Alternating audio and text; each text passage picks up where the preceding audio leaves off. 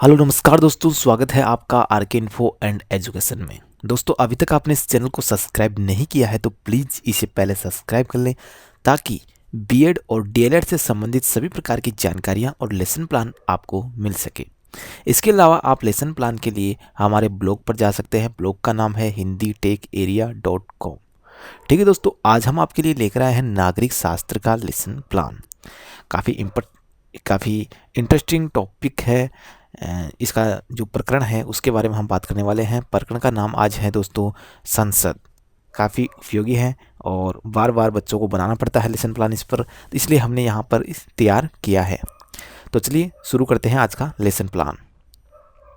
सबसे पहले आपको भर लेना है विद्यालय का नाम और इसके बाद कक्षा भर लेनी है। कक्षा 6, 7, 8 जिसके लिए भी बना रहे हैं।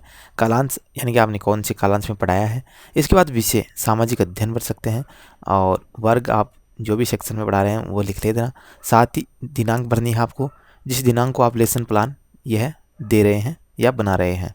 इसके बाद समयावधि लिखना बहुत ज़रूरी है। 30 से 35 मिनट इसकी समयावधि होनी चाहिए कम से कम। और अंत में आपको लिखना है प्रकरण।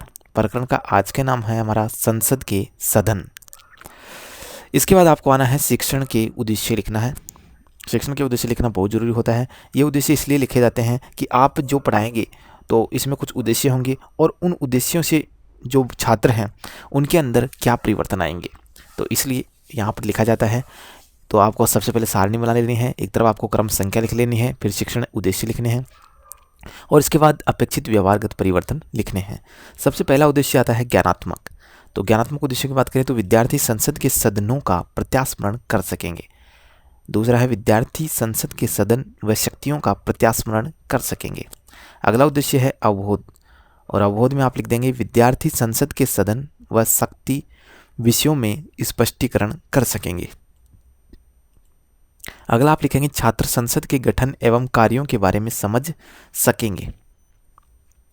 अगला लेसन प्लान है अनुप्रयोग। अनुप्रयोग में आप लिख देंगे विद्यार्थी संसद के सदन कार्यों और शक्तियों के बारे में प्राप्त ज्ञान का प्रयोग नवीन परिस्थितियों में कर सकेंगे। अगला अनुप्रयोग की बात करेंगे छात्र संसद से संबंधित ज्ञान को अन्य छात्रों को प्रदान कर सकेंगे। इसके बाद आता है अगला कौशल और कौशल में आप लिख देंगे विद्यार्थी संसद के कार्यों एवं शक्तियों को रेखांकित कर इनके बारे में परस्पर चर्चा कर सकेंगे। दूसरा लिख देंगे विद्यार्थी संसद के सदन कार्य एवं शक्तियों के ज्ञान का प्रयोग अपने बौद्धिक विकास में कर सकेंगे। इसके बाद अगला उद्देश्य है अभिवृत्ति और अभिवृत्ति में लिख देंगे विद्यार्थी में संसद के कार्य एवं शक्तियों के बारे में पहुंच अभिवृत्ति का विकास हो सकेगा। इसके बाद आता है अभिरुचि और अभिरुचि में आप लिख देंगे विद्यार्थी इस ज्ञान को अन्य व्यक्तियों को प्रदान करने में रुचि लेंगे। इसके बाद आपको लिखना है शिक्षण विधियाँ। कौन सी विधियाँ आप प्रकरण पढ़ाने में काम ले रहे हैं, तो यहाँ पर व्याख्यान विधि काम में लेंगे, इसलिए यहाँ पर लिख देंगे व्याख्यान विधि। इसके बाद आपको लिखना है सहायक सामग्री और सहायक सामग्री में वे सामग्रियाँ लिखनी है जो आप कक्षा में काम में ले रहे हैं, जैसे लपेट फलक, चार्ट, संकेतक, झाड़न, संसद के कार्य एवं शक्तियों को प्रदर्शित करता हुआ चार्ट। इसके बाद आपको लिखना है पूर्व ज्ञान और पूर्व ज्ञान में लिखेंगे विद्यार्थी संसद के सदन व उनके कार्यों के बारे में सामान्य जानकारी रखते हैं। 8वीं कक्षा के बालक हैं तो सामान्य जानकारी रखते हैं। ठीक है दोस्तों, इसके बाद आपको लिखनी है प्रस्तावना। प्रस्तावना क्यों की जाती है? क्योंकि हम जो प्रकरण पढ़ा रहे हैं वो प्रकरण से जुड़े हुए कुछ प्रश्न बच्चों को पूछकर वह प्रकरण बच्चों से निकलवाते हैं। तो कुछ बेसिक जानकारी के आधार पर प्रश्न तैयार किए जाते हैं। पहला प्रश्न है संसद के प्रमुख अंग कौन कौन से हैं? बच्चों ने जवाब दे रखे हैं, देखिए राष्ट्रपति, लोकसभा और राज्यसभा। अगला प्रश्न है कानून बनाने का कार्य कौन करता है? तो संसद। संसद का उच्च सदन कौन सा है? राज्यसभा। और संसद के निम्न सदन का नाम क्या है? लोकसभा। संसद के पास क्या क्या शक्तियां होती है? समस्यात्मक प्रश्न। तो बच्चे यहाँ पर अटक गए हैं, उत्तर नहीं दे पा रहे हैं। इसके बाद हम उद्देश्य कथन की घोषणा करेंगे और उद्देश्य कथन लिखेंगे। अच्छा विद्यार्थियों, आज हम संसद के सदन व उनके कार्यों को के बारे में विस्तार से अध्ययन करेंगे। ठीक है दोस्तों, इसके बाद आपको लिखना है अगले पेज पर प्रस्तुतिकरण। अगर आपके पोर्ट्रेट पेज में प्रस्तुतिकरण ना आए तो आप 2 पेजों को एक साथ यानी कि लैंडस्केप मोड में तैयार कर सकते हैं। प्रस्तुतिकरण का ये जो परफॉर्मा है ये आप फॉर्मेट बना सकते हैं 2 पेजों पर या 1 पेज पर। तो पहले आपको लिखना होता है शिक्षण बिंदु, फिर इसके बाद आपको कॉलम बनाना होता है छात्र अध्यापक क्रियाएं, इसके बाद छात्र क्रियाएं और शामपट कार्य या सहायक सामग्री भी आप लिख सकते हैं दोस्तों। सबसे पहले हमें पूछने होते हैं विकासात्मक प्रश्न। तो यहाँ पर हम विकासात्मक प्रश्न पूछेंगे। भारतीय संसद के कितने सदन हैं? तो बच्चों ने इसके जवाब दिए हैं 2। उनके नाम क्या क्या हैं? तो उनके नाम हैं लोकसभा और राज्यसभा। अगला प्रश्न है जनता द्वारा प्रत्यक्ष रूप से चुने गए संसद सदस्य किस सदन के सदस्य होते हैं? बच्चों ने जवाब दिया है लोकसभा के। ठीक है दोस्तों, तो यहाँ पर लोकसभा निकल के आया है, तो हम शिक्षण बिंदु लेंगे पहला लोकसभा। यहाँ पर आपको लिख देना है लोकसभा। ठीक है, आगे हम चलते हैं। फिर आपको लिखना होता है छात्राध्यापक कथन में। छात्राध्यापक कथन में आप लिखेंगे जो आप पढ़ाएंगे। लोकसभा संसद का निम्न एवं जनप्रतिनिधि सदन है जहां भारतीय मतदाता वयस्क मताधिकार के आधार पर अपने प्रतिनिधियों का चुनाव करते हैं। लोकसभा की अधिकतम सदस्य संख्या 552 हो सकती है।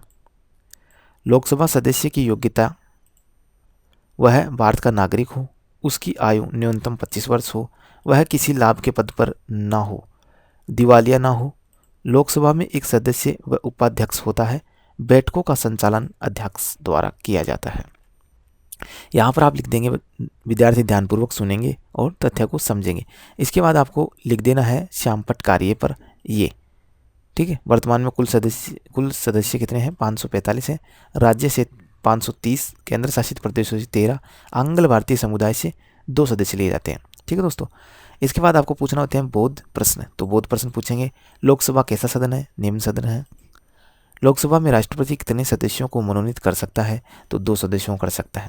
इसके बाद आएंगे हम दूसरे शिक्षण बिंदु में और विकासात्मक प्रश्न पूछेंगे।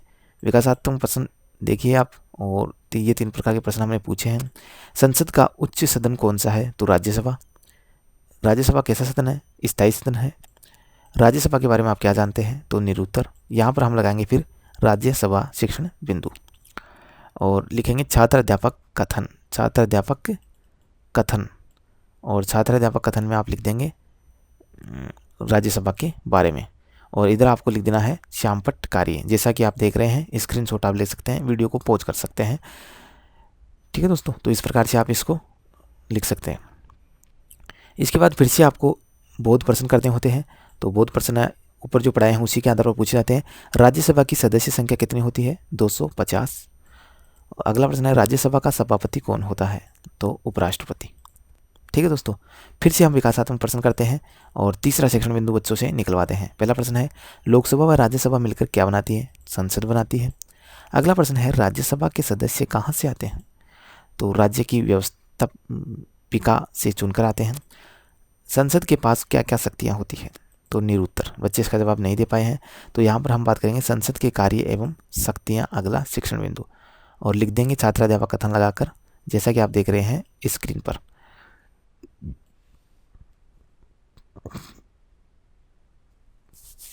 इसके बाद आपको इधर लिख देना है ये चीज़ें जो यहाँ पर हमने लिख रखी हैं। इस कॉलम में आप लिख सकते हैं कि विद्यार्थी ध्यानपूर्वक सुनेंगे और तथ्य को समझेंगे। ठीक है दोस्तों, वीडियो को पॉज करके आप इसको पूरा पढ़ लीजिएगा और अंत में आपको बोध प्रश्न करने हैं। सरकार पर नियंत्रण कौन रखता है? तो संसद रखती है। दूसरा है देश के वित्त पर नियंत्रण कौन रखता है? तो संसद रखती है। ठीक है, अंत में आपको लिखना है मूल्यांकन प्रश्न। मूल्यांकन प्रश्न, और मूल्यांकन प्रश्न में आप पहले ऑब्जेक्टिव प्रश्न या रिक्त स्थान की पूर्ति दे सकते हैं, जैसा कि यहाँ पर हमने दे रखा है।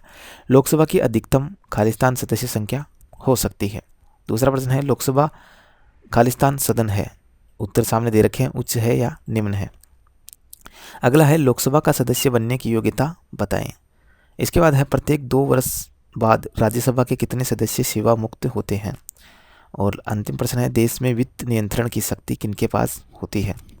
इसके बाद आपको देना है गृह कार्य, और गृह कार्य में आप एक निबंधात्मक प्रश्न बच्चों को दे सकते हैं। यहाँ पर हमने दिया है संसद के कार्य एवं शक्तियों का वर्णन कीजिए। तो देखिए दोस्तों, हमारा यह ब्लॉग है www.hinditecharia.com।